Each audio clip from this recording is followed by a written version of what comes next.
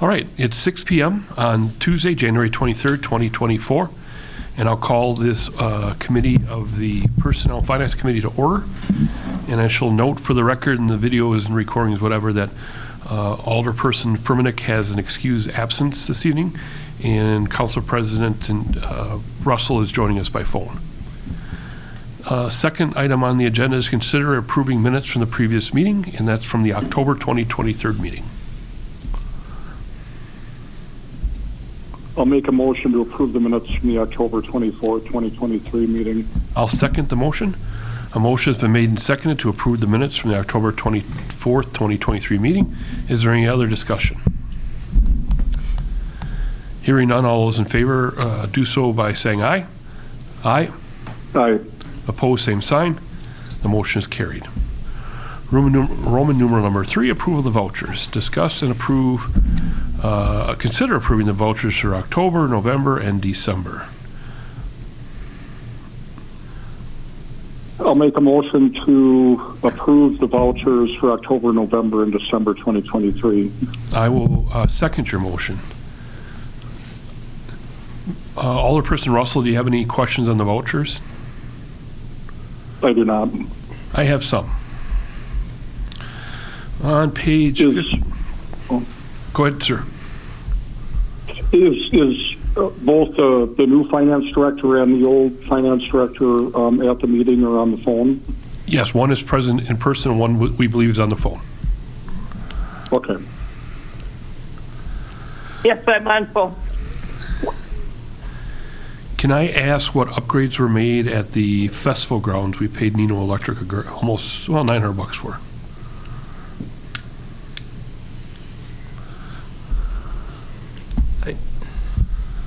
I do believe there was one on the Steckling building for, I think there was some food trucks stuff there when Tammy had an outdoor.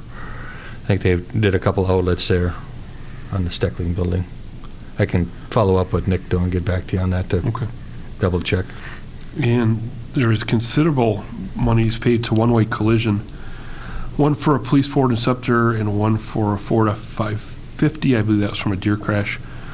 My only question is, are we rotating between our two entities for that, or how do you guys get a low bid, or what do you do? At the fire department, we just alternate. Okay. That way we keep both businesses. We have good service from both, so we just alternate who's ever up. I do believe Corey has done that in the past. Okay. And I believe, if I may, LaDonna asked that question in an email to the finance directors also, and she did have other questions that were answered by both. So. She always has good ones. Yep. All right, motions have made and second to approve the vouchers for October, November, and December of 2023. Any other further discussion? All those in favor signify so by saying aye. Aye. Aye. Against, same sign. Motion's been approved. General agenda items for considerations. Discuss and consider request of the street department to sell an item on the Wisconsin surplus site. All right, as you can see in my write-up, this is our snowblower previous to the one that we run as our frontline machine now. It was kept as a backup, as a spare in case something major happened to our new one. However, really since it was new, it's been plagued with lots of mechanical issues, just unreliability, and frankly, to us, it's more of a liability now. Whenever we have had to use it, we've been fixing it. Don't we want to say how wonderful it is? I'm trying, but we are just more confident in having enough parts on hand to basically rebuild the new one that we have than even try to use this one at this point. So just looking to auction it on Wisconsin Surplus like we have in the past. Okay. I'll make a motion to approve sending that item to the Wisconsin surplus auction. I'll second that motion. Motion's been made and seconded to sell the snow blower attachment on the Wisconsin surplus auction. All those in favor signify so by saying aye. Aye. Aye. Opposed, same sign. The motion is carried. Thank you. Number 2, discuss and consider new higher residency requirements exception, and apparently this is coming from the fire department. So we recently just had a closing of our application process, and we have 2 viable candidates, which were interviewed by the interview panel of the fire department. Both of them are being passed along to Police and Fire Commission for their approval to an eligibility list. I'm trying to keep it generic as possible without any confidentiality issues involving any of the candidates, but one candidate in particular, his circumstance involves the fact that his wife's and her spouse's employment requires her to be in proximity of her current employment, which is Marshfield Clinic. It puts him then outside of our current residency radius of 30 miles in the new contract. And so I guess kind of before we get too far down the employment process of potential hiring is to see what exemptions, if at all, the city would be willing to consider if the employee were to be the one that were selected. You made a change in the contract, and that's it, went from 15 to 30, or? Yep, and he's currently at 36. Like I said, so stop me if I'm saying too much or the wrong things, but currently the employment of his spouse where she works obviously could change. I would expect that if selected and if offered employment and comes to work for us, that in the future, if he considers obviously a different residency than during that time, that the expectation would then to comply with our contract, provide there's not a conflicting interest with his spouse's employment and her residency for a job. I am a firm believer that whoever we hire should move to the city of Merrill. But I understand why people don't. And my understanding is the biggest reason why people are not applying for the police and fire departments is the residency requirement. To be honest with you, I'd toss both of them right now, if we could. Because the fact that I think once your new recruit and the next recruit at the police department starts learning Merrill and getting to know Merrill and looking at that house over there is pretty cool, we found that generally they start moving here. I'm very comfortable in Rhinelander. I'm going to stay here. I get sick of that drive and everything like that. So I would have no problem approving an exemption for this individual or in general, but I also worry about the union contract. Are we going to toss that portion just out, or what's the thought? So with conversations I've had with President Miller, we understand that, it would be outside of the contract where we would then likely have to put something in there which he would be supportive of, because I think the union, like the city, like myself, understand the issues we have with recruitment. Like I said, if it ends up being this particular individual, a lot of good things as far as likely relocating in the future. Also, as previously discussed many times, callbacks and proximity to the city and to the fire department's huge. His past work experience, what he shared with me, indicates that he would likely be a very good employee willing to come in. Obviously, just knowing that the current situation, he would be outside the residency with an expectation to move closer in the future. I mean, he could buy a house across the street. Doesn't mean he's going to come in off duty. Yeah, absolutely. Yeah, you're absolutely correct there. We track our callbacks and we know who comes in and who doesn't. Would the union be willing to give up the duty day language for this?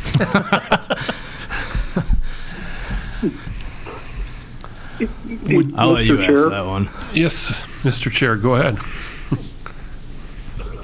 Yeah, couple items. First, I'll say that I agree with your earlier comments about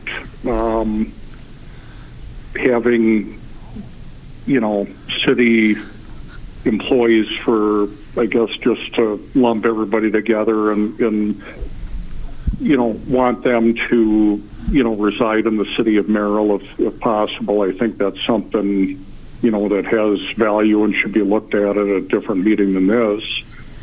I guess I have 2 questions. The first is, have there ever been any exemptions from the police or fire department prior to this agenda item this evening?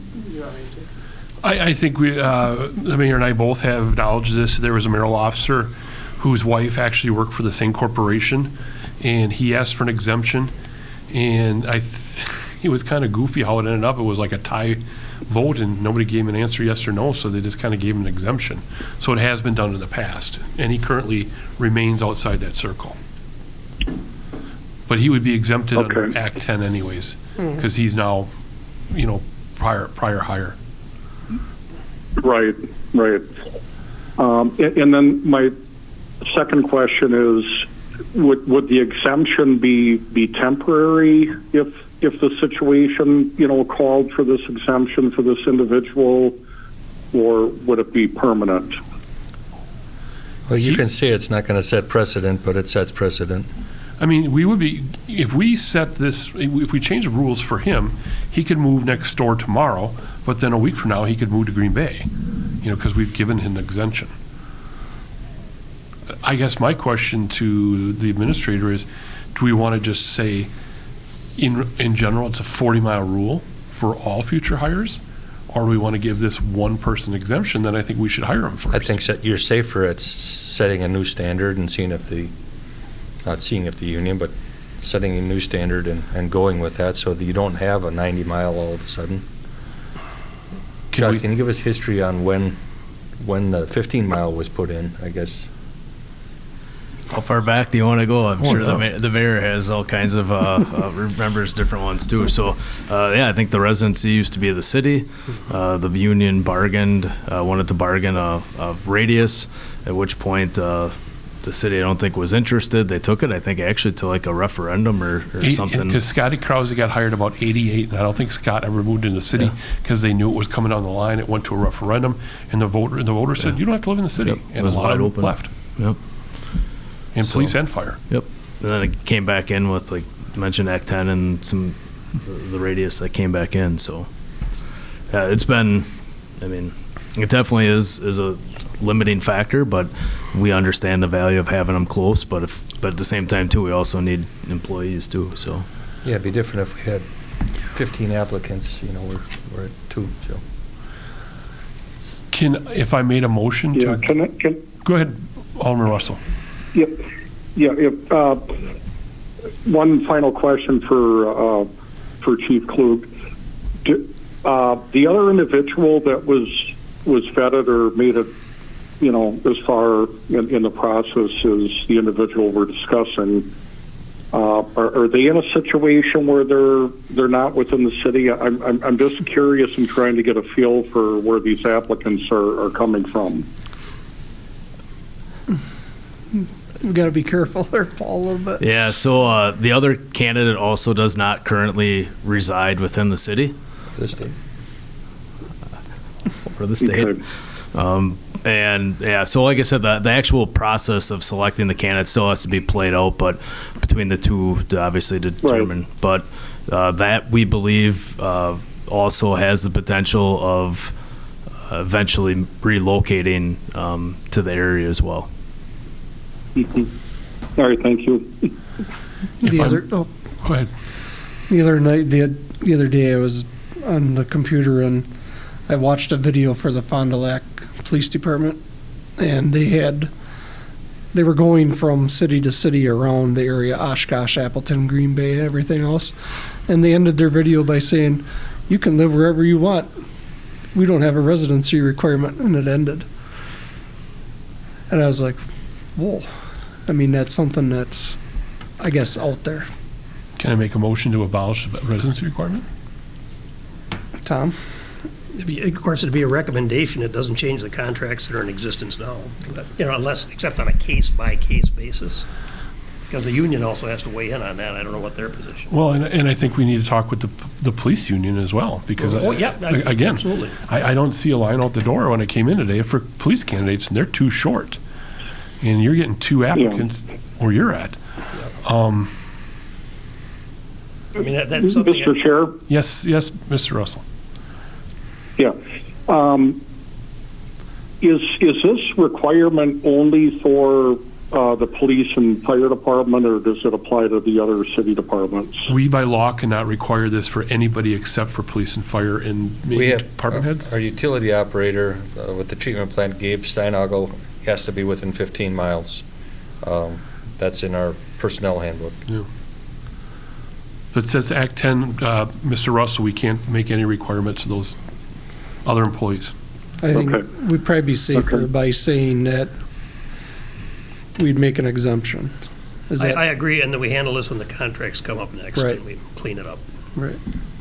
Chances are they're not going to file a grievance against it No, because it they're- does go towards what they're I- looking at. I don't, I think though we need to discuss this in a future agenda item, especially if this is a sticking point with the ED contract. Because, I mean, we allowed the fire department to have an exemption change, and if that's holding them back. I'll make a motion to modify the residence requirements for the next fire department hire to live up to 40 miles away from the city or whatever the mark point is. Do you think that would suffice here? Yeah, that should help for one of the two for sure. Okay. And, We don't have a signed contract from the fire department yet. Doesn't mean that it's going. I will second that motion. Okay. A motion is made and seconded that the next person that is offered a job within the City of Merrill Fire Department will be allowed to live up to 40 miles away from the marking point of distance, whether, I don't know if it's the fire station or the city limits. I'd have to double check what the contract Whatever it was may in be. there. But Any further discussion on this item? Hearing none, all those in favor signify so by saying aye. Aye. Aye. Opposed, same sign. And that is lives and dies here then. Okay. All right. Next item on the agenda, speaking of not saying anything, I'm leery of this. Discuss and consider new hire FMLA consideration, possible new hire with expected leave within the first year of employment. Let's keep this general and not even any department. If we have an employee that we hire or want to hire, well, let's just say we don't know anything up front and they come in and they have a situation where they need time off before they've been here for a year. FMLA requires the employer to offer FMLA to any employee that's been here for more than a year. It does not restrict us from offering that person, if they don't have any built-up sick leave, unpaid leave, if they do have a circumstance. And we have made an exception in the past for an employee who had a situation where they needed time off, and we did know of it before we hired them, and we did allow them to have time, unpaid leave before that year. And so what we're looking for is some consistency and just to kind of be transparent that if we do hire somebody and they need time off before they're here for a year, that we would allow that. It could be as general a statement as we will allow unpaid leave, prior to their 1 year of employment. We've never denied it in the past. We certainly, once again, I'll say, do not have a line out this door. So I would think it's fair to say that the city in the past values our employees greatly and considers employees in good standing that would be eligible for such a benefit. I would have no problem with that. When that time comes for this, whether it's a person we're looking at now or a person 3 years down the road, I think their department head should come before P&F in closed session and say, Mary's having a baby. She just found out, but it's 6 months down the line and she'll only be here this month. I don't have a problem with that at all. Especially if it's a valuable employee. Can't afford to lose them. Yeah. That's all we're looking for is consistency. Alderman Taylor. Yes, Mr. Chair. Go. Yeah. I agree with that. And again, I guess a question for the city administrator and anybody else is a request been made under these circumstances that you're describing prior to this evening? I'm getting the distinctive hint that somebody that's in the scope of future employment. Correct. Oh, okay, okay. And if he or she is worried about something. I agree with that. Yeah, I agree with everything Alderman Kaler said. I mean,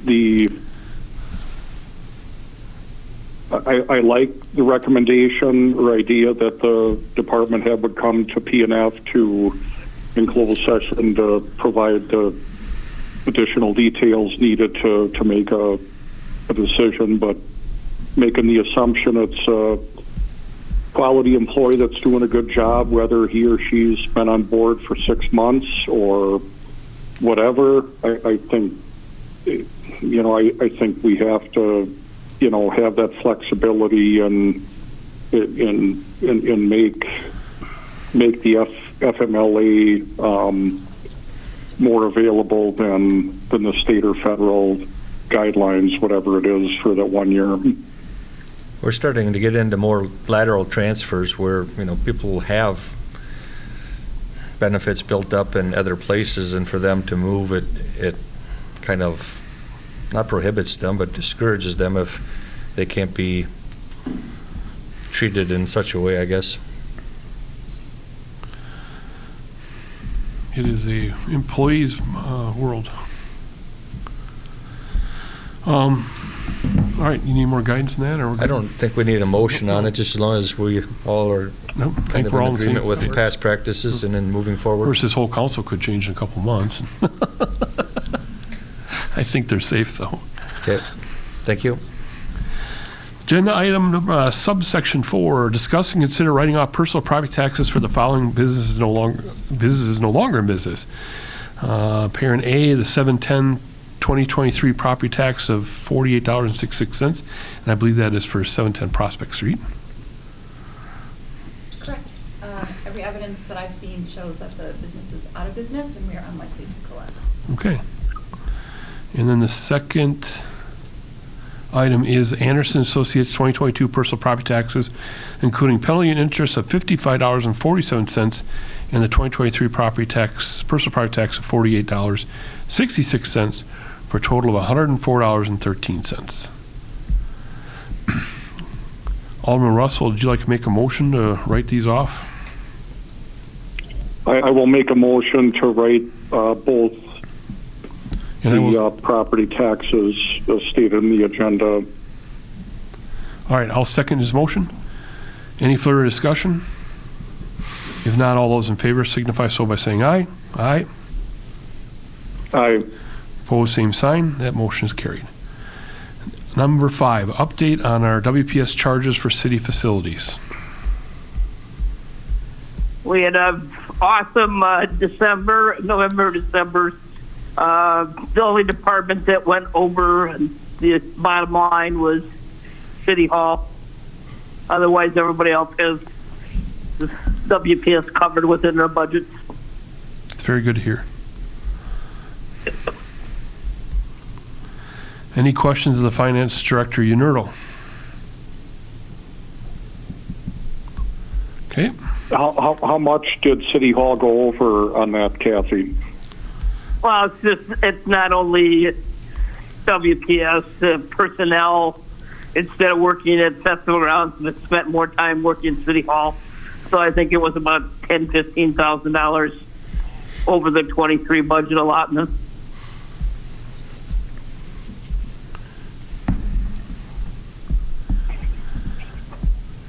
Any further discussion? If not, we will move on to monthly reports.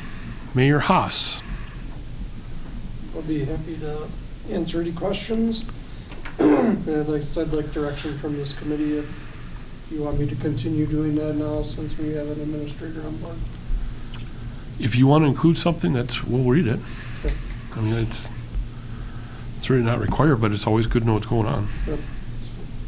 Yeah. I mean, I agree with that, Your Honor. I think the items now that Administrator Akey is on board and, independently the administrator, that he's going to have items on his report that are different than yours. And I think, like I've said in previous meetings, the community and citizens like, hearing from the mayor and having you, involved in the different activities that you're involved in. And I would like to see it continue. Next is the report from the city administrator. Any questions? I guess I put it in a different format than the previous administrator. If you want more detail, I can do that. If you want, just kind of the bullet points and elaborate if you have any questions. My only thing is if you want. I like it. Okay, if you would wanted to expound on any community development that always got discussion at this table in the past, I'd like to hear about that.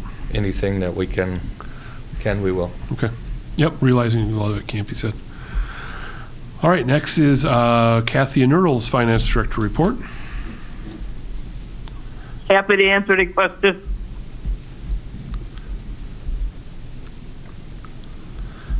I have none. I have none either. Next, we have the other dueling piano, Emily Lay's Finance Director report. I just want to say I'm thrilled to be here. Thank you for this opportunity. I'm learning the ropes. Kathy's been a great teacher. Everyone's been very helpful, and it's going well. It's going flying by. Good to hear. Alderman Russell, do you have any questions for Emily Lay? I do not, and we're happy to have you on board, Emily. City Attorney's monthly report. Happy to answer any questions or any comments. I have none, Your Honor. I just have a comment. It reminds me over 20 years ago when I did my first council meeting, sitting up there, and we got time for the ordinances and resolutions, and it's fine. I'm just sitting there, and the Mayor Williams looks over at me and says, "Well, you got to read those." I said, "What?" I said, "You got to read those." So I did. So I always learning something. I always thought you were the guy from the FedEx commercial. There. Yeah, just keep going. We get them done quick. Happy to answer any questions. And Emily, welcome. Hearing no questions, we will move on to our city clerk's December and January report. You did not go to New Hampshire to observe the voting tonight? Did not. Okay.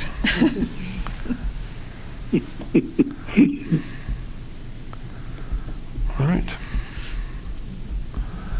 Hearing no questions for that report, we have the municipal report, court report is there, and I'll entertain a motion to consider placing the monthly reports on file. So moved, Mr. Chair. I'll second that motion. Motion made and seconded to place the monthly reports on file. All those in favor signify so by saying aye. Aye. Aye. Opposed, same sign. That motion is carried. Last item under the general items is public comment. Any public comment this evening from anyone on the phone or in person? Second call for public comment. And finally, no public comment. Our clerk has notified us the date and time of our next meeting will be Tuesday, February 27th at 6 p.m. Hope to see us all here. I will make a motion to adjourn. I'll second that motion. Motion's made and seconded to adjourn. All those in favor signify so by saying aye. Aye. Aye. We are adjourned. Thank you.